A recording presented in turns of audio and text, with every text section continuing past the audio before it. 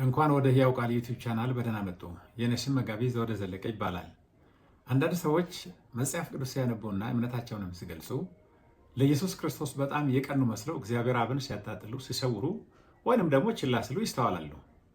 እንደዚሁም ደግሞ አንዳንዶች ለእግዚአብሔር አብ የቀኑ መስለው ደግሞ ጌታ ኢየሱስ ክርስቶስን የተፈጠረ መልአክ አድርገው እንደገና ደግሞ እጅግ ወሳኝ የሆነ ሚና እንደሌለው አድርገው በእምነታቸው በሃይማኖታቸው ሲያስተምሩ ይስተዋላሉ። መጽሐፍ ቅዱስ ስለዚህ ወሳኝ ነገር ወይንም ደግሞ ስለ አብና ስለ ወልድ ምንድን ነው የሚያስተምረው? ይህንን በተዛባ መንገድ መተርጎም፣ ማብራራት ወይንም ደግሞ ማመን ዘላለማዊ መዳረሻን የሰውን ሕይወት ሊያበላሽ እንደሚችሉ ያውቃሉን? ስለዚህ ወሳኝ ጉዳይ በዚህ ቪዲዮ በትኩረት ስለምንመለከት ቪዲዮን እስከ መጨረሻው እንዲከታተሉ በአክብሮት እየጋበዝኩኝ በቀጥታ ወደ ትምህርት ያመራለሁ። የቃሉ ባለቤት የሆነው እግዚአብሔር መንፈስ ቅዱስ የጥበብና የማስተዋል መንፈስ በዚህ ትምህርት እንዲባርከው እየጸለይኩኝ ለዚህ መግቢያ የሚሆነን ወይም ሀሳቡን የምንጀምረው የዮሐንስ ወንጌል ምዕራፍ 1 ቁጥር 1 እና 2 በማንበብ ነው። በዚህ ክፍል ላይ ሐዋርያው ዮሐንስ ስለ ኢየሱስ ማንነት ገና ከመወለዱ ከዘላለም በፊት ስላለው ማንነት ሲናገር እንደዚህ ነው የሚለው። በመጀመሪያ ቃል ነበረ፣ ቃልም ከእግዚአብሔር ጋር ነበረ፣ ቃልም እግዚአብሔር ነበረ ይልና እርሱም በመጀመሪያ ከእግዚአብሔር ጋር ነበረ ይላል። እዚህ ጋር ጌታ ኢየሱስ ክርስቶስ ሥጋ ለብሶ ወደዚህ ምድር ከመምጣቱ በፊት በመጀመሪያ ቃል ነበረ ብሎ ዮሐንስ እንደሚገልጠው ቃል ነበረ፣ ቃልም በእግዚአብሔር ዘንድ ነበረ ይልና ቃል ብቻ ነው አይልም። ቃል ራሱ እግዚአብሔር ነበረ ይላል። ይህ እግዚአብሔር የሆነው ቃል በእግዚአብሔር ዘንድ ነበረ ይላል። ከዚህ በኋላ ነው እንግዲህ ስለዚህ ደግሞ ቃል ማንነት በቁጥር 14 ላይ ዮሐንስ ወንጌል ምዕራፍ 1 ቁጥር 14 ላይ ምንድን ነው የሚለው? ቃልም ሥጋ ሆነ ጸጋንና እውነትን ተሞልቶ በእኛ ዘንድ አደረ ነው የሚለው። ሌሎች ወንጌላት መልአኩ ገብርኤል ወደ ማርያም የመጣበትን የምስራች ያበሰረበትን ኢየሱስ የተወለደበትን ሁሉ የሚናገሩትን ሐዋርያው ዮሐንስ በጣም አጠር አድርጎ ምንድን ነው የሚናገረው? በጣም በሚገርም ሁኔታ ቃልም ሥጋ ሆነ ብሎ ይደመድማል። ግን ዋናው ሀሳብ እዚህ ጋር ቁጥር 18 ላይ ነው የምናገኘው። ይሄ በመጀመሪያ ቃል የነበረ፣ ቃልም በእግዚአብሔር ዘንድ የነበረ፣ ቃልም እግዚአብሔር የነበረ፣ እግዚአብሔር ሆኖ በእግዚአብሔር ዘንድ የነበረ ወይንም ደግሞ እግዚአብሔር ወልድ በእግዚአብሔር አብ ዘንድ የነበረ ወደዚህ ምድር የመጣበትን ትልቁን ተልእኮ ወይንም ዓላማውን ሲያብራራ ሐዋርያው ዮሐንስ በምዕራፍ 1 ቁጥር 18 ማለትም ዮሐንስ ወንጌል ላይ እንደዚህ ብሎ ይናገራል። አነበዋለሁ። በዚህ ክፍል ላይ ከቶውንም እግዚአብሔርን ያየ ማንም የለም ብሎ ይደመድማል። ከቶውንም እግዚአብሔርን ያየ ማንም የለም፣ ነገር ግን በአብ እቅፍ ያለው አንድያ ልጁ የሆነው አምላክ ገለጠው ይላል። በአብ እቅፍ ያለው የሚለው ቃል ከላይ ምዕራፍ 1 ቁጥር 1 ያነበብነውን በአብ ዘንድ ወይም እግዚአብሔር ቃል እግዚአብሔር የሆነው በእግዚአብሔር አብ ዘንድ ያለ መሆኑን ነው የሚያሳየው። በአብ እቅፍ ያለው አንድያ ልጅ የሆነው ግን አምላክ ስለ አብ ገለጠው ይላል። አሁን ዋናው ጥያቄ ኢየሱስ ስለ አብ የገለጠው እንዴት ነበረ? ስለ አብ ኢየሱስ የገለጠውን ሰዎች እንዴት ነበር የተቀበሉት? ባይቀበሉስ በሰዎች ሕይወት ውስጥ ምንድነው ሊከሰት የሚችለው? በተለይም ከዮሐንስ ወንጌል ምዕራፍ 5 ጀምረን ይህንን እውነት በምንመለከትበት ጊዜ ኢየሱስ አብን የገለጠበትን መንገድና እርሱ የገለጠውን ደግሞ ሰዎች ባለመቀበል በጣም አስከፊ የሕይወት ምዕራፍ እንደተሻገሩ እንመለከታለን። ለትምህርታችን እንግዲህ መግቢያ የሚሆነን በዮሐንስ ወንጌል ምዕራፍ 5 ላይ ቁጥር 1 ጀምረን ስናነብ ጌታ ኢየሱስ ክርስቶስ ለ38 ዓመት ሙሉ በሽተኛ የሆነውን ሰው ይፈውሰዋል። በሰንበት ቀን ከፈወሰውም በኋላ የተናገረው ነገር መተኛህን ወይም ቃሬዛህን ተሸክመ ሂድ የሚል ነበር። ሰውየው በደስታ ሲሄድ የአይሁድ ሃይማኖት መሪዎች የሰንበት ሕግ ስለማይፈቅድልህ ቃሬዛውን አስቀምጣሉት። የፈወሰኝ እርሱ ተሸክመ ሂድ ብሎኛልና ብሎ መለሰላቸው። ማን ነው የፈወሰ ብሎ ሲጠይቁ ሰውየው ጌታ ኢየሱስ ክርስቶስ ከፈወሰው በኋላ ወደ ሕዝቡ መካከል ገብቶ ስለነበር ሰውየው ኢየሱስን በትክክል አላወቀም። በጣም የሚገርመው ነገር በኋላ ላይ ጌታ ኢየሱስ ክርስቶስ በቤተ መቅደስ ሰውየውን አገኝቶ ከዚህ የባሰ ነገር እንዳይደርስብህ ኃጢአት አትስራ አለው። አሁን ዋናው እዚህ ጋር የምናስተውለው ነገር በዮሐንስ ወንጌል ምዕራፍ 5 ላይ ቁጥር 15፣ 16 እና 17 ላይ የአይሁድ ሃይማኖት መሪዎች ጌታ ኢየሱስ ክርስቶስን ያሳድዳሉ በሁለት ምክንያት። አንደኛው በሰንበት ስለፈወሰ። በሰንበት ለምንድን ነው የፈወስከው ብለው ሲጠይቁ ጌታ ኢየሱስ ክርስቶስ አባቴ እስካሁን ይሰራል እኔም እሰራለሁ አለ። አባቴ እስካሁን ይሰራል እኔም እሰራለሁ ያለውን የኢየሱስ ክርስቶስን ንግግር የአይሁድ ሃይማኖት መሪዎች የተረዱት እግዚአብሔር አብን አባቴ በማለት ራሴን ከእግዚአብሔር አብ ጋር እኩል አድርገሃል፣ ስለዚህ አንተ መሞት የሚገባ ነህ እንጂ ከእግዚአብሔር የመጣ መሲህ አይደለህም በማለት ተቃውሟቸውን አጧጥፈው ቀጠሉ። እንደዚህ ነው ብለው አነበዋለሁ። ምዕራፍ 5 ላይ ቁጥር 16 ላይ እንደዚህ የሚል ቃል እናነባለን። ዮሐንስ ወንጌል 5 ላይ አይሁድም በሰንበት ቀን እነዚህን ድርጊቶች በመፈጸሙ ኢየሱስን ያሳድዱት ነበር ይላል። ኢየሱስም አባቴ እስካሁን እየሰራ ነው እኔም ደግሞ እሰራለሁ አላቸው። እንግዲህ አይሁድ ኢየሱስ ሰንበትን ስለሻረ ብቻ ሳይሆን እግዚአብሔርን አባቱ በማድረግ ራሱን ከእግዚአብሔር እኩል በማድረጉ ሊገሉት አጥብቀው ይፈልጉት ነበር ይላል። ከዚህ የምናስተውለው ጌታ ኢየሱስ ክርስቶስ እግዚአብሔር አብን አባቴ ብሎ ስለጠራ ራሴን ከእግዚአብሔር ጋር እኩል አድርገሃል፣ መገደል መሞት ያለብህ ሰው ነህ አንተ ብለው በወነጀሉት ጊዜ ጌታ ኢየሱስ ክርስቶስ የሰጠው ምላሽ እጅግ አስገራሚ ነው። በአብና በወልድ መካከል ያለውን ግንኙነት ፍንትው አድርጎ የሚያሳየው ዮሐንስ ወንጌል ምዕራፍ 5 ከቁጥር 19 ጀምሮ እስከ ቁጥር 26 ባለው ክፍል ኢየሱስ ለእነዚህ አይሁድ መሪዎች የተናገረው ምላሽ ነው።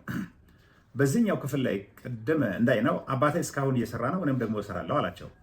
በመቀጠልም አብ የሚያደርገውን ሁሉ ወልድ ደግሞ ያደርጋል አላቸው። ዮሐንስ ወንጌል ምዕራፍ 5 ቁጥር 19 ላይ አብ ፍርድን ሁሉ ለወልድ ሰጥቶታል ይልና ይህንንም ያደረገው ይላል። አብ ፍርድን ሁሉ ለወልድ የሰጠበትን ምክንያት ሲናገር ሰዎች አብን እንደሚያከብሩት ሁሉ ወልድንም እንዲያከብሩት ነው ይላል። ይሄ በጣም ከባድ አረፍተ ነገር ነው። አብ ፍርድን ሁሉ ለወልድ ሰጥቶታል የሰጠበትን ምክንያት ሰዎች ሁሉ አብን እንደሚያከብሩት ወልድንም እንዲያከብሩት ነው ይላል። ልብ በሉ፣ በብሉይ ኪዳን እግዚአብሔር ክብሬን ለሌላ ለማንም አልሰጥም ነው ብለው እግዚአብሔር ክብሬን ለሌላ ለማንም አልሰጥም ባለበት ሁኔታ ውስጥ ጌታ ኢየሱስ ክርስቶስ ሰዎች ሁሉ አብን እንደሚያከብሩት ወልድንም ያከብሩት ዘንድ ነው የሚለው የአብንና የወልድን እኩልነት በትክክል የሚያሳይ አረፍተ ነገር እንደሆነ መታወቅ አለበት። ከዚያም ቃልን የሚሰማ በላከኝም የሚያምን የዘላለም ሕይወት አለው፣ ከሞትም ወደ ሕይወት ተሻገረ እንጂ ወደ ፍርድ አይመጣም። ሙታን የእግዚአብሔርን ልጅ ድምፅ የሚሰሙበት ጊዜ ይመጣል፣ አሁንም መጥቷል፣ የሚሰሙትን በሕይወት ይኖራሉ አለ። እዚህ ጋር በጣም አስገራሚው አረፍተ ነገር ሰዎች የዘላለምን ሕይወት ለማግኘት ኢየሱስ ያስቀመጠው ቅድመ ሁኔታ ምንድን ነው? እንደዚህ የሚል ነው። ቃሌን የሚሰማ አንድ፣ በላከኝም የሚያምን ሁለት የዘላለም ሕይወት አላቸው እነዚያ ሰዎች። ስለዚህ አንድ ሰው የዘላለም ሕይወት ለማግኘት ምን ማድረግ አለበት? የኢየሱስን ቃል የኢየሱስን አስተምሮ ማመን አለበት። ሁለተኛ ኢየሱስን የላከው እግዚአብሔር አብ እንደሆነ ማመን አለበት። ይሄንን ካላደረገ የዘላለም ሕይወት የለውም። በቃ በጣም የሚገርም ነገር ነው። ይሄ ነገር በጣም መታወቅ አለበት። የት ነው የምናገኘው? ዮሐንስ ወንጌል ምዕራፍ 5 ቁጥር 24 እስከ 26 ባለው ክፍል እናገኛለን። ቃሌን የሚሰማ አንድ፣ በላከኝም የሚያምን የዘላለም ሕይወት አለው፣ ከሞትም ወደ ሕይወት ተሻገረ እንጂ ወደ ፍርድ አይመጣም። ሙታን የእግዚአብሔርን ልጅ ማለት የኢየሱስን ድምፅ የሚሰሙበት ጊዜ መጥቷል፣ አሁንም መጥቷል ይልና የሚሰሙትም በሕይወት ይኖራሉ ይላል። እዚህ ጋር ሌላው የሚገርመው ነገር ኢየሱስ ክርስቶስ የዘላለምን ሕይወት እንዲሰጥ ምክንያት የሆነው ምንድን ነው? ወይም እሱን ብቁ የሚያደርገው ምንድን ነው? ጌታ ኢየሱስ ክርስቶስ በሚገርም ሁኔታ ሰፋ አድርጎ ሲናገር አብ በራሱ ሕይወት እንዳለው ሁሉ ወልድም በራሱ ሕይወት እንዲኖረው ሰጥቶታልና ይላል። ይሄኛውን አረፍተ ነገር ማለት የኢየሱስን ንግግር እጅግ በጣም ወሳኝ የሚያደርገው ነገር ምንድነው? አብ በራሱ ሕይወት እንዳለው ሁሉ ወልድም በራሱ ሕይወት እንዲኖረው ሰጥቶታልና ይላል። አብ በወልድ ሆድ ውስጥ አለ ብለውም የሚተረጉሙ አንዳንዶች ደፋሮች አሉ። ግን ኢየሱስ እዚህ ጋር በዮሐንስ ወንጌል ምዕራፍ 5:26 ላይ አብ በራሱ ሕይወት እንዳለው ሁሉ ወልድም በራሱ ሕይወት እንዲኖረው ሰጥቶታል ብሎ የአብንና የወልድን ማንነት ልዩነት ግልጽ አድርጎ ይናገራል እንጂ አንዱን በአንዱ ውስጥ አይከተውም፣ አያደበዘውም፣ እንደዚሁም ደግሞ ትርጉም አያሳጠውም። ከዚያ ቁጥር 33 ወረድ ብለን ስናነብ ቁጥር 33 እና 34 እንደዚህ የሚል ቃል አለ። ቁጥር 33 ላይ እንደዚህ ነው የሚለው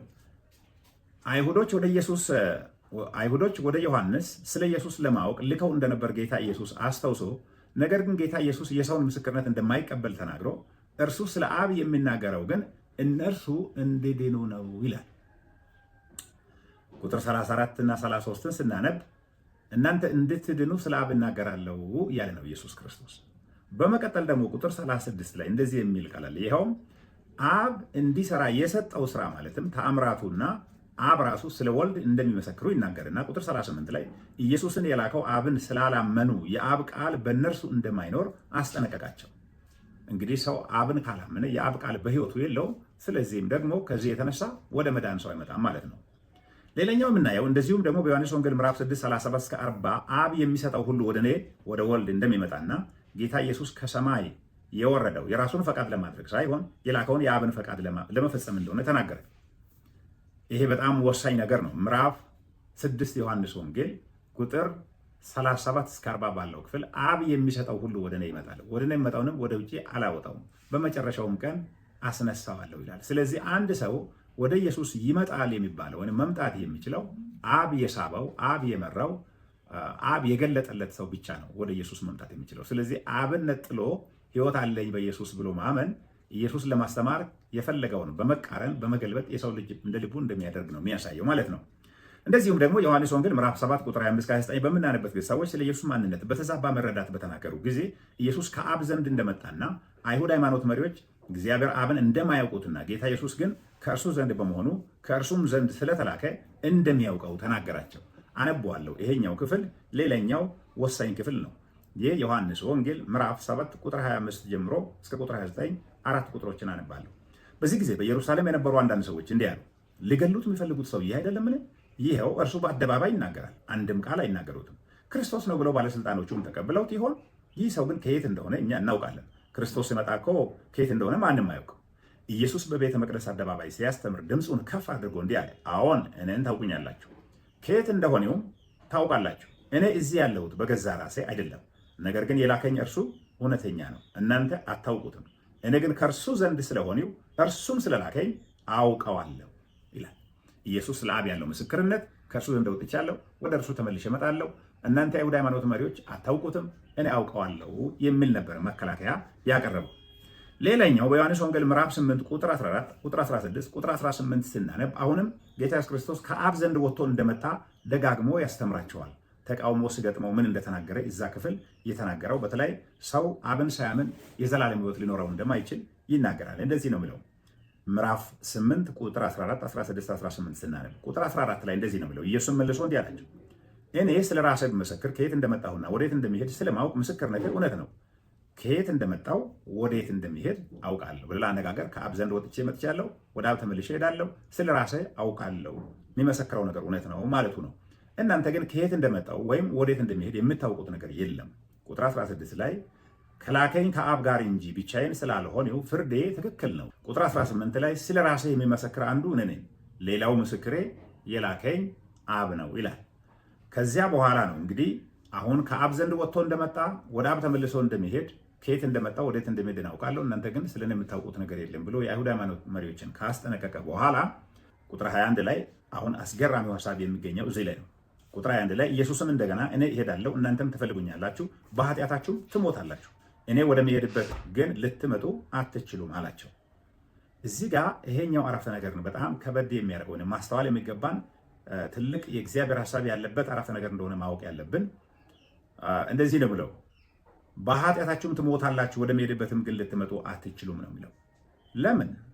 እዚህ ጋር ማስተዋል ያለብን ነገር ቁጥር 23 እስከ 27 ላይ እንመለከተዋለን። ወንጌል ምዕራፍ 8 ቁጥር 23 ጀምሮ እስከ ቁጥር 27 ባለው ክፍል ላይ እንደዚህ ነው ብለው እርሱ ግን እንዲህ አላቸው፣ እናንተ ከታች ናችሁ፣ እኔ ከላይ ነኝ። እናንተ ከዚህ ዓለም ናችሁ፣ እኔ ከዚህ ዓለም አይደለሁም። እንግዲህ የአይሁድ ሃይማኖት መሪዎች ክስ ምንድን ነው? አንተ የዮሴፍ ልጅ ነህ፣ አንተ የማርያም ልጅ ነህ፣ አንተ ተራ ሰው ነህ። እንዴት አድርገህ ራስህን ከእግዚአብሔር አብ ጋር እኩል አድርገህ እግዚአብሔር አብ አባቴ ነው ትላለህ? ራስህን እንዴት አምላክ ታደርጋለህ ነው ክሳቸው። ኢየሱስ ደግሞ ለዚህ የሚሰጠው መልስ ምንድን ነው? እናንተ ከታች ናችሁ፣ እኔ ከላይ ነኝ። እናንተ ከዚህ ዓለም ናችሁ፣ እኔ ከዚህ ዓለም አይደለሁም ነው የሚለው። በኃጢአታችሁ እንደምትሞቱ ነግሬያችኋለሁ። እኔ እርሱ ነኝ ስላችሁ እኔ እርሱ እንደሆኑ ካላመናችሁ፣ ይህ ማለት ምን ማለት ነው? እኔ እርሱ ነኝ ስል እኔ እርሱ እንደሆኑ ካላመናችሁ ስል እኔ ከላይ ነኝ፣ እኔ ከሰማይ ነኝ፣ እኔ ከአብ ዘንድ መጥቻለሁ ብዬ ስናገር ካላመናችሁ ይላል በኃጢአታችሁ ትሞታላችሁ። ይሄ ነው እንግዲህ ኢየሱስ ክርስቶስ ከአብ ዘንድ መጥቷል፣ እግዚአብሔር አብ በራሱ ሕልውና አለ፣ እግዚአብሔር ወልድ በራሱ ማንነት አለ ብለን የማናምን ከሆነ ጌታ ኢየሱስ ክርስቶስ ለአይሁድ ሃይማኖት መሪዎች የሰጠው መልስ ዛሬ ለእያንዳንዳችንም ወይም በዚህ ምድር ላለ ለእያንዳንዱ ሰው የሚሰጠው መልስ ነው። በኃጢአታችሁ ትሞታላችሁ የሚል ይሄ ነው እንግዲህ አብና ወልድን የማያምን ሰው የዘላለም ሕይወት የለውም የሚያስብለው እውነት እዚህ ጋር ዮሐንስ ወንጌል ምዕራፍ 8 ላይ ቁጥር 23 እና 24 የምናገኘው ቃል ነው። እነርሱም ለመሆኑ አንተ ማን ነህ ያሉት። ኢየሱስም እንዲህ ሲል መለሳላቸው፣ እስካሁን የነገርኋችሁ እኔ እርሱ ነኝ። እስካሁን የነገርኋችሁ እኔ እርሱ ነኝ ስል እግዚአብሔር አብ አባቴ ነው፣ እኔም ልጁ ነኝ።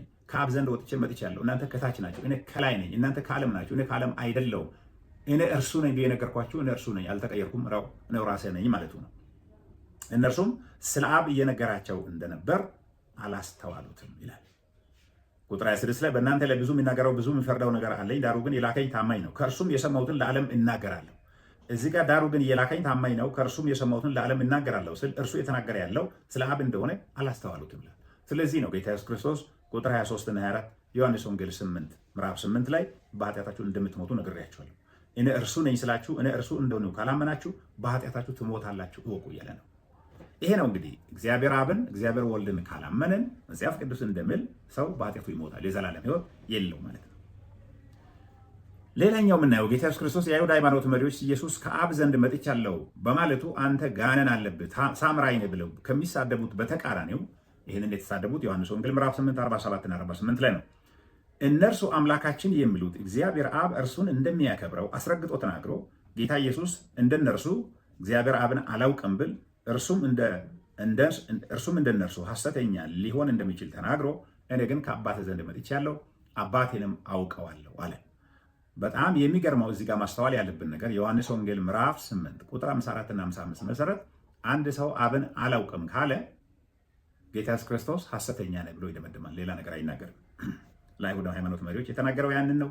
ዛሬም ላሉት ሰዎች እግዚአብሔር አብን በማንነቱ በሕልውናው ለማያምኑት፣ ለመሰወር፣ ለመደበቅ ለሚፈልጉ ሰዎች የኢየሱስ ቃል ዛሬም ያው ነው። ምን የሚል ነው? እግዚአብሔር አብን ካላወቅኩ እኔም እንደናንተ ሐሰተኛ ሆናለሁ። እኔ ግን አውቀዋለሁ፣ ከእርሱ ዘንድ ወጥቼ መጥቻለሁ፣ ወደ እርሱ ሄዳለሁ። እርሱን አላውቅም ማለት ሐሰተኛነት ነው ብሎ ኢየሱስ ደመደመ። ሌላኛው እጅግ አስገራሚው ነገር ዮሐንስ ወንጌል ምዕራፍ 10 ቁጥር 23 እስከ 30 ያለው ሐሳብ ነው። አሁንም አይሁድ ሃይማኖት መሪዎች ስለ ኢየሱስ የጠራ መረዳት የላቸውም። ከዚህም የተነሳ የሆነ ቦታ ላይ ኢየሱስን ስለ ማንነቱ ወጥረው በጠየቁት ጊዜ ኢየሱስ ስለ ማንነቱ እና ስለ አብ የተናገረው ቃል እጅግ አስገራሚ ነው። ይሄኛውን የምናገኘው ዮሐንስ ወንጌል ምዕራፍ 10 ቁጥር 23 ጀምረን ስናነብ ነው። ኢየሱስም በቤተ መቅደስ ግቢ በሰለሞን መመላለሻ ያልፍ ነበር። አይሁድም ከበውት እስከ መቼ ልባችንን አንጠልጥለህ ታቆየናለህ? አንተ ክርስቶስ ከሆነ በግልጽ ንገረን አሉት። ኢየሱስም እንዲህ ሲል መለሰ፣ እኔ ነግሬያችሁ ነበር፣ እናንተ ግን አታምኑ። በአባቴ ስም የማደርጋቸው ተአምራት ስለ እኔ ይናገራሉ። ኢየሱስ ደጋግሞ የሚናገረው ነገር ምንድን ነው? በአባቴ ስም የማደርጋቸው ተአምራት ስለ እኔ ማለትም እኔ ከአብ ዘንድ ወጥቼ እንደመጣው ይናገራሉ ማለቱ ነበር። እናንተ ግን በጎቼ ስላልሆናችሁ አታምኑም ማለት እኔ ከአብ ዘንድ ወጥቼ መጣው ወደ አብ ተመልሼ ሄዳለሁ ብዬ ስናገር በጎቼ ስላይደላችሁ ድምፄን አትሰሙም አላቸው። በጎቼ ድምፄን ይሰማሉ፣ እኔ አውቃቸዋለሁ፣ እነርሱም ይከተሉኛል። እኔ የዘላለም ሕይወት እሰጣቸዋለሁ፣ ከቶ አይጠፉም፣ ከእጄም ሊነጥቃቸው የሚችል ማንም የለም። እነርሱን የሰጠኝ አባቴ ከሁሉ ይበልጣል። ይሄኛው አይሁድ ሃይማኖት መሪዎች ሊሰሙት ፈጽመው የማይፈልጉት ነገር ነው። ምኑ? እግዚአብሔር አብ አባቴ፣ እነርሱን የሰጠኝ አባቴ ብሎ ኢየሱስ ሲናገር ፈጽመው መስማት አይፈልጉም። ለምን? ኢየሱስ እግዚአብሔር አብን አባቴ ስል ኢየሱስና አብን እኩል ስለሚያደርግ አንተ ከአብ አልመጣህም፣ አንተ የማርያምና የዮሴፍ ልጅ ነህ፣ ተራ ሰው ነህ፣ ራስን ከአምላክ ጋር እኩል አታድርግ በሚል ክስ ከኢየሱስ ጋር ተራርቀው ስላሉ ሊሰሙት የማይፈልጉትን ኢየሱስ በድጋሚ እየተናገረ ነው። እኔ የዘላለም ሕይወት እሰጣቸዋለሁ፣ ከቶ አይጠፉም፣ ከእጄም ሊነጥቃቸው የሚችል ማንም የለም ይልና እነርሱን የሰጠኝ አባቴ ከሁሉ ይበልጣል፣ ከአባቴም እጅ ማንም ሊነጥቃቸው አይችልም። እኔና አብ አንድ ነን። እዚህ ጋር እኔና አብ አንድ ነን ስል ጌታ ኢየሱስ ክርስቶስ በግልጽ የተናገረ ያለው እኔና አብ እኩል ነን እያለ ነው። በምንድን ነው የምናውቀው ይህንን? ቀጥለው አይሁድ ሃይማኖት መሪዎች የሰጡት ምላሽ ይህንን ይጠቁማል። ቁጥር 31 እንደዚህ ነው ብለው አይሁድ ሊወግሩት እንደገና ድንጋይ ነሱ። ኢየሱስ ግን ከአብ የሆኑ ብዙ ታላላቅ ተአምራትን አሳየዋችሁ፣ ታዲያ ከነዚህ ስለ የትኛው ትወግሩኛላችሁ አላቸው። አይሁድም የምንወግሪ ተራ ሰው ሆነ። እዚህ ጋር ነው አሁን እኩልነቱን ኢየሱስ መናገሩን እነሱ እንደተገናዘቡ የምንገነዘበው። ተራ ሰው ሆነ ሳለ ራሴን አምላክ በማድረግ የስድብ ቃል ስለተናገረ ነው እንጂ ከነዚህ ስለ የትኛውም አይደለም ብለው መለሱለት። ስለዚህ ከእጄ ማንም አይነጥቃቸውም፣ ከአባቴም እጅ ማንም አይነጥቃቸውም፣ እኔና አብ አንድ ነን ሲል ጌታ ኢየሱስ ክርስቶስ ለአይሁድ ሃይማኖት መሪዎች የተናገረ ያለው እኔና አብ እኩል ነን ማለቱ ነው። እኩል ነን ማለቱን ስለተረዱ ነው የአይሁድ ሃይማኖት መሪዎች ወዲያው በኢየሱስ ላይ ድንጋይ ያነሱት። እንዴት አንተ ተራ ሰው ሆነ ከአምላክ ጋር እኩል አድርገህ እኔና አብ አንድ ነን ብለህ ትናገራለህ? ከአባቴ እጅ ማንም አይነጥቃቸውም፣ ከእኔም እጅ ማንም አይነጥቃቸውም፣ እኔና አባቴ አንድ ነን ስትል ራስን ከእግዚአብሔር አብ ጋር እኩል ማድረግ ነው። አንተ በድንጋይ ልትወገር ይገባሃል። ጌታ ኢየሱስ ክርስቶስ በዚህ ጊዜ የተናገረው መልስ በጣም አስገራሚ ነው። ቁጥር 37 ጀምረን እስከ ቁጥር 39 ያለውን ክፍል እናነባለን። ድንጋይ ባነሱት ጊዜ ጌታ ኢየሱስ ክርስቶስ አንደኛው በጥያቄ ነው የወጠራቸው። ምን የሚል በጣም የሚገርመው ነገር ቁጥር 33 ላይ ከአብ ዘንድ ተቀብዬ ከሚሰራቸው ከተአምራቶቹ ለየትኛው ነው በድንጋይ የምትወግሩኝ ስል ስለምትሰራው ተአምራት አይደለም፣ አንተ ተራ ሰው ሆነ ራስን ከአምላክ ጋር እኩል አድርገህ እኔና አብ አንድ ነን በማለት ነው በድንጋይ የምንወግሪ አሉት። ይህንን ንግግራቸውን ጌታ ኢየሱስ ክርስቶስ ከሰማ በኋላ እየሰጠው ምላሽ አሁንም ከአብ ጋር ያለውን እኩልነት ፍንትው አድርጎ የሚያሳይ ነው። በደንብ እንድትከታተሉ ወይም እንድታዳምጡ ይፈልጋል። ዮሐንስ ወንጌል ምዕራፍ 10 ቁጥር 37 ጀምሮ እስከ ቁጥር 39 ድረስ ባለው ክፍል ይህንን ኢየሱስ የሰጠውን ምላሽ እናገኛለን። እንደዚህ ነው ብለው አባቴ የሚያደርገውን ባላደርግ አትመኑኝ። ይሄ የሚገርም ነው በጣም። አባቴ የሚያደርገውን ባላደርግ አትመኑኝ። ከአብ ጋር እኩል ነህ እንዴት ላለ ብላችሁ በድንጋይ ልትወግሩኝ መጥታችኋል። ስለዚህ አባቴ የሚያደርገውን ባላደርግ አትመኑኝ። የማደርገው ከሆነ ግን እኔን ባታምኑኝ እንኳ አብ በእኔ እንዳለ እኔም በአብ እንዳለው ታውቁና ታስተውሉ ዘንድ ተአምራቱን እመኑ ይላል። እዚህ ጋር ጌታ ኢየሱስ ክርስቶስ እንዴት አንተ ተራ ሰው ሆነ ራስን አምላክ ታደርጋለህ? ከአባቴ እጅ ማንም አይነጥቃቸውም፣ ከእኔም እጅ ማንም አይነጥቃቸውም፣ እኔና አብ አንድ ነን ትላለህ፣ ራስን ከእግዚአብሔር ጋር እኩል ታደርጋለህ ብለው በድንጋይ ሊወግሩት ለተነሱት አይሁድ ሃይማኖት መሪዎች ምላሽ ሲሰጥ ምንድን ነው የሰጠው ምላሽ? አባቴ የሚያደርገውን ባላደርግ አትመኑኝ። አባቴ የሚያደርገውን ማደርግ ከሆነ አብ በእኔ ይኖራል፣ እኔም በአብ እኖራለሁ። ይሄኛው ቃል ምን ማለት ነው? ትርጉሙ እኔና አብ አንድ ነን፣ እኩል ነን ማለት ያለው። አሁን በድጋሚ የምናገረው ምንድነው? ጌታ ኢየሱስ ክርስቶስ አባቴ የሚያደርገውን ባላደርግ አትመኑኝ፣ የማደርገው ከሆነ ግን አባቴ በእኔ ይኖራል፣ እኔም በአባቴ እኖራለሁ። የኢየሱስ መልስ ገብቷቸዋል፣ ከአብ ጋር እኩል ነኝ ብሎ እየተናገረ እንደሆነ። ምክንያቱም ቁጥር 39 ላይ ምንድነው የሚለው? እንደገና ሊይዙት ሞከሩ፣ እርሱ ግን ከእጃቸው አመለጠ ነው የሚለው።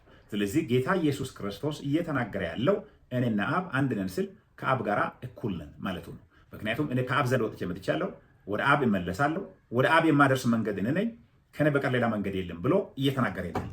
ይሄ እንግዲህ አስገራሚው የክርስቶስ ኢየሱስ ትምህርት ነው ማለት ነው። ስለዚህ ከዚያም በዮሐንስ ወንጌል 12:27 እስከ 30 በምናነበት ጊዜ ጌታ ኢየሱስ ክርስቶስ የመጨረሻ እሱ ስለ አብ የተናገራቸውን ነገሮች በሙሉ ስላልተቀበሉ ፍርዱ በእነሱ ዘንድ እንደሚቀር ተናግረው ተለያቸው። ምንድን ዮሐንስ ወንጌል ምዕራፍ 12:27 ጀምረን ስናነብ እንደዚህ የሚል ቃል እናነባለን። በዚህኛው ክፍል ላይ ጌታ ኢየሱስ ክርስቶስ እንደዚህ አለ፣ አሁንስ ነፍሴ ተጨነቀች፣ ምን ልበል? አባት ሆይ ከዚች ሰዓት አድነኝ። የለም ይሁን፣ የመጣሁት ለዚች ሰዓት ነውና። ቁጥር 28 ላይ እንደዚህ የሚል ቃል አለ፣ አባት ሆይ ስምህን አክብረው ብሎ ጸለየ ጌታ ኢየሱስ ክርስቶስ። ከዚያም አከብረዋለሁ ደግሞም አከብረዋለሁ የሚል ድምፅ ከሰማይ መጣ። በዚያ የነበሩት ድምፁን የሰሙት አያሌ ሰዎች ነጎድጓድ ነው አሉ፣ ሌሎች ደግሞ መልአክ ተናገረው አሉ። ኢየሱስም እንዲህ አለ፣ ይህ ድምፅ የመጣው ስለ እኔ ሳይሆን ስለ እናንተ ነው አለ።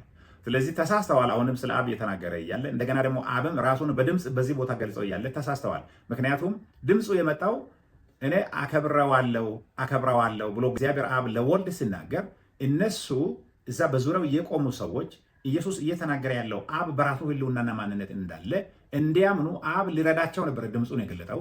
ነገር ግን ነጎድጓድ ነው አሉ፣ መልአክ ነው አሉ። ስለዚህ ድምፁ የመጣበትን ዓላማ ስለተሳሳቱ ጌታ ኢየሱስ ክርስቶስ እናንተን ለመርዳት ነው የመጣው እንጂ ይህ ድምፅ የመጣው ለእኔ አይደለም አለ። በጣም የሚገርመው ነገር ይሁን እንጂ ሰዎች ከልባቸው ድንዳንና ከአይሁድ ሃይማኖት መሪዎች ጋር ተስማምተው ለማህበራዊ ሕይወት ለመኖር ሲባል ኢየሱስ ስለ አብ የተናገረውን ሁሉ እንዳላመኑ በሚቀጥለው ክፍል ላይ እናነባለን። ምክንያቱም ጌታ ኢየሱስ ክርስቶስ ከቁጥር 37 ጀምሮ እስከ ቁጥር 50 ባለው ቦታ ላይ ይህንን አስረግጦ ነው የተናገረው። ስለ አብ እሱ ደጋግሞ ቢናገርም የአይሁድ ሃይማኖት መሪዎች ከቤተ መቅደስ ስለሚያባሩ፣ ለምሳሌ ዮሐንስ ወንጌል ምዕራፍ 9 ቁጥር 16 ላይ በምናነበት ጊዜ ስለዛ ስለ አይነ ስውሩ ሰው ምስክርነቱን እሱ ስለሰጠ ወላጆቹንም ሳይቀር ስለሚያባሩ ሰዎች ፈርተው ምንም አይነት ምስክርነት እንዳልሰጡ እናነባለን። ከዚያ በላይ ግን ጌታ ኢየሱስ ክርስቶስ ስለ አብ የተናገረውን ሁሉ ስላልተቀበሉ እንደዚህ ብሎ ደመደመ። በጣም አስገራሚው ነገር እንደዚህ የሚል ነው። ምዕራፍ 12 ዮሐንስ ወንጌል ቁጥር 42 ይህም ቢሆን ከአለቆች መካከል እንኳ ሳይቀር ብዙዎች በእርሱ አመኑ። ይሁን እንጂ ፈሪሳውያን ከምኩራብ እንዳያስወጧቸው ስለፈሩ ማመናቸውን አይገልጡም ነበር። ይህም የሆነው በእግዚአብሔር ከመመስገን ይልቅ በሰው መመስገንን ስለወደዱ ነው ማለት ነው። ቁጥር 44 ላይ ከዚያም ኢየሱስ ድምፁን ከፍ አድርጎ እንዲህ አለ፣ ማንም በእኔ ቢያምን በእኔ ብቻ ሳይሆን በላከኝም ማመኑ ነው። እኔንም የሚያይ የላከኝን ያያል። በእኔ የሚያምን በጨለማ እንዳይኖር ብርሃን ሆኜ ወደ ዓለም መጥቻለሁ። ቃልን ሰምቶ በማይፈጽመው ላይ የሚፈርደው እኔ አይደለሁም፣ ዓለምን ላድን እንጂ በዓለም ላይ ሊፈርድ አልመጣሁምና።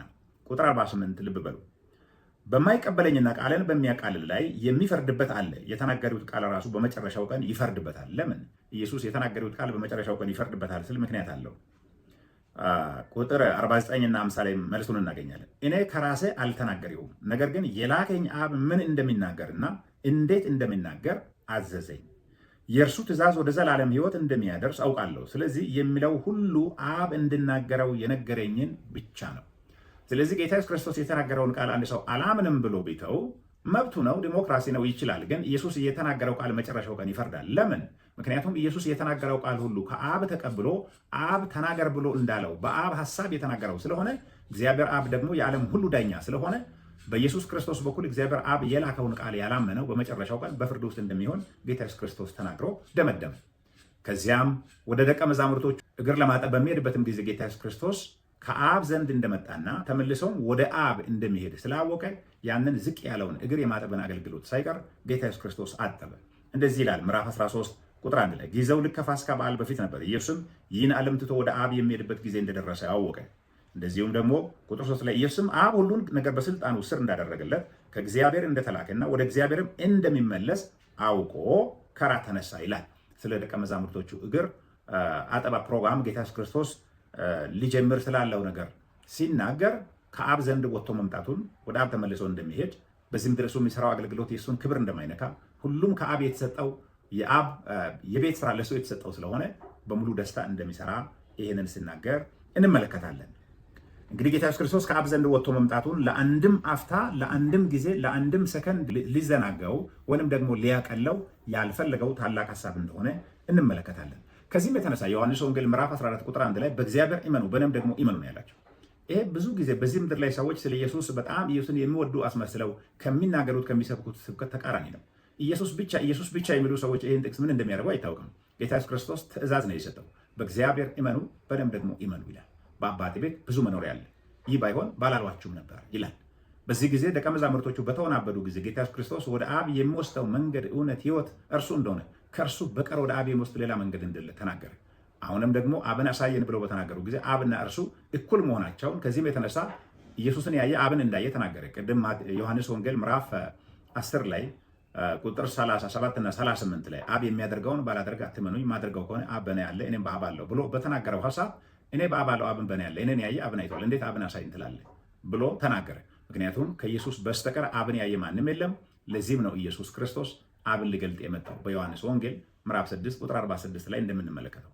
እንደዚሁም ደግሞ ማቴዎስ ወንጌል ምዕራፍ 11 ላይ ቁጥር 25 እና 26 27 በምናነበት ጊዜ ጌታ ኢየሱስ ክርስቶስ ይህንን ከአዋቂዎችና ከአስተዋዮች ከጥበበኞች ሰውረን ለሕፃናት ስለገለጠላቸው አመሰግናለሁ ብሎ ከአብ በቀር ወልድን የሚያውቅ ማንም የለም ይልና ከወልድና ወልድ ራሱ ፈቅዶ ሊገልጥላቸው ከሚፈቅድ በቀር አብን የሚያውቅ ማንም የለም ይላል። ያ ማለት አብ ነው ወልድን መግለጥ የሚችል፣ ወልድ ነው አብን መግለጥ የሚችል። ከዚህም የተነሳ ከወልድ በቀር ወይንም ከኢየሱስ ክርስቶስ በቀር ወደ አብ የሚወስድ ሌላ መንገድ የለም ብሎ ነው ጌታ ኢየሱስ ክርስቶስ እየደመደመው።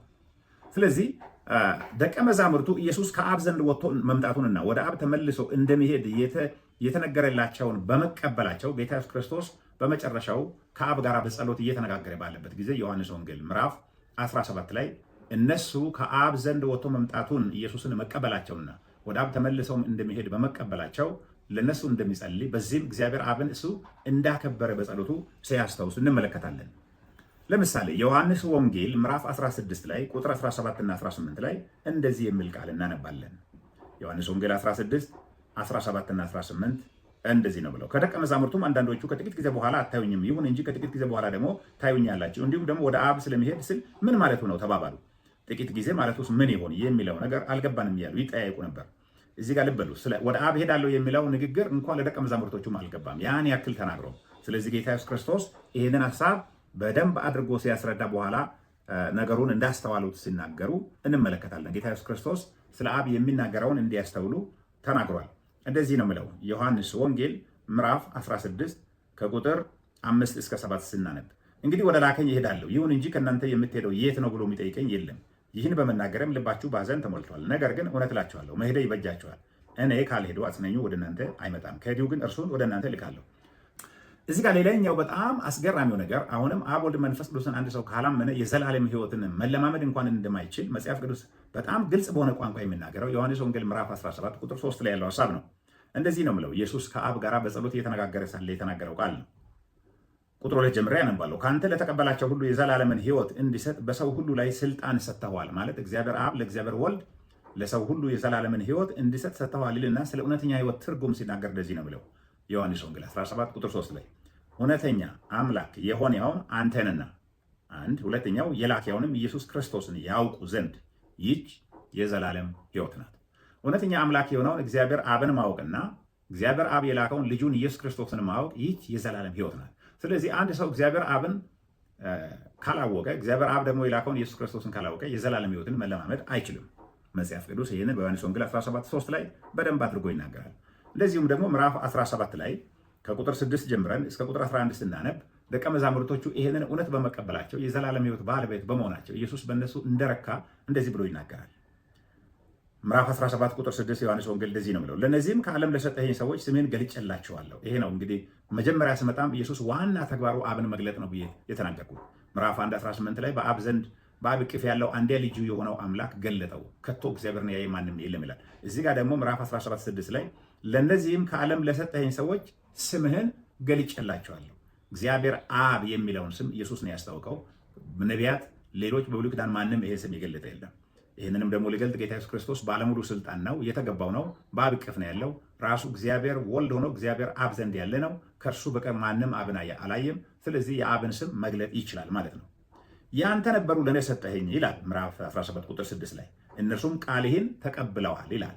የተቀበሉት ቃል ምን የሚል ነው? እርሱ ከአብ ዘንድ ወጥቶ እንደመጣ እንደገና ደግሞ አብ ተናገር ያለውን ሁሉ ኢየሱስ ክርስቶስ የተናገረውን ኢየሱስ ያስተማረውን ተቀብለዋል። ስለዚህ ቃሌን የሚሰማ በላከኝም የሚያምን የዘላለም ሕይወት አለው ያለው ከዚህ የተነሳ ነው። ቁጥር 7 ላይ የሰጠኝ ሁሉ ከአንተ እንደሆነ አሁን አውቀዋል። እሱ የሰራው ተአምራት ያስተማረው ትምህርት ሁሉ ከአብ የተቀበለው እንደሆነ አምነዋል። ምክንያቱም የሰጠኝን ቃል ሰጥቻቸው ተቀብለዋል። እኔም ከአንተ እንደወጣው በእርግጥ አውቀዋል፣ አንተ እንደላከኝም አምነዋል ይላል። እነርሱ የአንተ ስለሆኑ እጸልይላቸዋለሁ፣ ለሰጠኝና የአንተ ስለሆኑ እንጂ ለዓለም አልጸልም ይላል። ቁጥር 10 ላይ እንደዚህ ነው የሚለው፣ የኔ የሆነ ሁሉ ያንተ ነው፣ ያንተ የሆነው ሁሉ የኔ ነው፣ በእነርሱም ከብሬአለሁ ይላል። እንግዲህ አብን ገልጦ ስላመኑ እሱ የመጣበት ዓላማው ለደቀ መዛሙርቶቹ ስለገባ በእነሱ ከብሬአለሁ። ኢየሱስ አብን ለማክበር መጥተዋል። የአብን ስምና ባህሪ ገልጠዋል፣ እነሱ ተቀብለዋል። ስለዚህ በእነሱ ከብሬአለሁ ይላል። ቁጥር 11 ላይ ከእንግዲህ እኔ በዓለም አልቆይም፣ እነርሱ ግን በዓለም ውስጥ ናቸው፣ እኔ ወደ አንተ መምጣቴ ነው። ቅዱስ አባት ሆይ እኛ አንድ እንደሆነ እነርሱም አንድ እንዲሆኑ በሰጠኸኝ በስሜ ጠብቃቸው። እዚህ ጋር አብና ወልድ አንድ ነን ብሎ ሲናገር አንድነቱ 12ቱ ደቀ መዛሙርቱም ላይ አንድነቱ እንዲመጣ ኢየሱስ የጸለየበት አይነት አንድነት ነው። እኔና አንተ አንድ እንደሆነን እነዚህንም አንድ አድርጋቸው ይላል። 12ቱ ደቀ መዛሙርት ተጨፍልቀው ህልውና አጥተው አይደለም፣ በ12 ማንነት ወይም ህልውና ውስጥ አሉ። ነገር ግን እኔና አንተ አንድ እንደሆነን አንድ አድርጋቸው ይላል። ስለዚህ አብና ወልድ አንድ ነን ብሎ ኢየሱስ ሲናገር 12ቱን ደቀ መዛሙርት አንድ አድርጋቸው በጸለየበት አይነት አንድነት እንጂ ህልውናና ማንነት ባጣበት አንድነት አንዳንዶች እንደሚያስተምሩት አይደለም። ስለዚህ ከዚህ በኋላ ጌታ ኢየሱስ ክርስቶስ ይሄንን ተናገረ። በመጨረሻም ኢየሱስ የእግዚአብሔር ልጅ ነኝ ብሎ ስለ ማንነቱ ባስተማረበት ጸንቶ ስለቆመ የአይሁድ ሃይማኖት መሪዎች ኢየሱስን ወደ መስቀል ወስደው ሰቀሉት።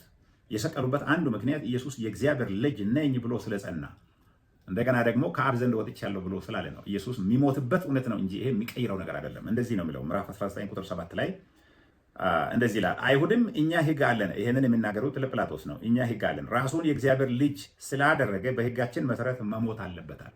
ስለዚህ ኢየሱስ መስቀል ላይ ወጥቶ የሞተበት አንዱ ነጥብ ምንድነው?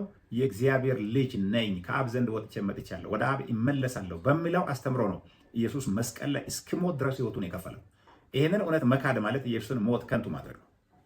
በመጨረሻም በጣም የሚገርመው ነገር አምነን የምንድነውም ይህንን በመናገር ነው። ምንድነው? ዮሐንስ እንደዚህ ብሎ ይደመደማል። ዮሐንስ ወንጌል ምዕራፍ 20 ቁጥር 31 ላይ እንደዚህ የሚል ቃል እናነባለን። አነበዋለሁ። ምዕራፍ 20 ዮሐንስ ወንጌል ቁጥር 30 ላይ ኢየሱስ በዚህ መጽሐፍ ያልተጻፉ ሌሎች አያሌ ተአምራዊ ምልክቶችን በደቀ መዛሙርቱ ፊት አድርገዋል ይልና፣ ነገር ግን ኢየሱስ እርሱ ክርስቶስ የእግዚአብሔርም ልጅ እንደሆነ ታምኑ ዘንድ አምናችሁም በስሙ ሕይወት እንዲኖራችሁ ይህ ተጽፏል ይላል። ስለዚህ ኢየሱስ የሞተበት ምክንያትም እርሱ የእግዚአብሔር ልጅ እንደሆነ እግዚአብሔርን ሊገልጥ እንደመጣ በመናገሩ ምክንያት አንተ ከእግዚአብሔር አልመጣህም፣ የዮሴፍ ልጅ የማርያም ልጅ ተራ ሰው ነህ ብለው ነው የገደሉት። ይሄንን ግን ስናምን ኢየሱስ የእግዚአብሔር ልጅ እንደሆነ በአብ እቅፍ የነበረ እንደሆነ ወደዚህ ምድር የመጣ እንደሆነ ለእኛ ኃጢአት እንደሞተ ስናምን በስሙ የዘላለም ሕይወት እናገኛለን። ኢየሱስ የእግዚአብሔር ልጅ አይደለም ከተባለ፣ እንደዚሁም ደግሞ አብ አባቱ አይደለም ከተባለ፣ አብ በራሱ ህልውና የለም ከተባለ እንደዚህ አድርጎ መከራከር የሚችል ሰው ሊከራከር ይችላል፣ ግን የዘላለም ሕይወት ያጣል ማለት ነው። ስለዚህ የቃሉ ባለቤት የሆነው እግዚአብሔር በቃሉ ብርሃን ይባርኮት። በሌላው ትምህርት እስከምንገናኝ ድረስ የማስተዋልና የጥበብ አምላክ በያለንበት ይጠብቀን፣ ጸጋው ይብዛልን። ይህንን ትምህርት ደግሞ ለሌላው እንዲደርስ ላይክ እንዲያደርጉ፣ ሼር እንዲያደርጉ፣ ሳብስክራይብ እንዲያደርጉ በጌታ ፍቅር ጠይቃችኋለሁ። ሻሎም